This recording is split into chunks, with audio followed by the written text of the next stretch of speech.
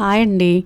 మనం ఈ మధ్య ఎగ్జిబిషన్స్‌లో ఇట్లాగా స్మోక్ బిస్కెట్స్ చూస్తుంటున్నాం కదా! అట్లాగే ఈ బాబు కూడా కర్ణాటకలోని దావణగిరి అనే ఏరియాలో ఎగ్జిబిషన్‌లో ఇట్లా స్మోక్ బిస్కెట్స్ తిన్నాడు.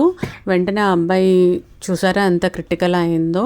ఏమైందో తెలీదు. ఆ బిస్కెట్స్ తినగానే ఆ స్మోక్ డైరెక్ట్‌గా వెళ్ళిందో ఏమో! చాలా ఇబ్బంది పడ్డాడు. ఇట్లాంటివి మనం ఎక్కువగా ఎగ్జిబిషన్స్‌లో, జాతరలో చూస్తూ ఉంటున్నాము.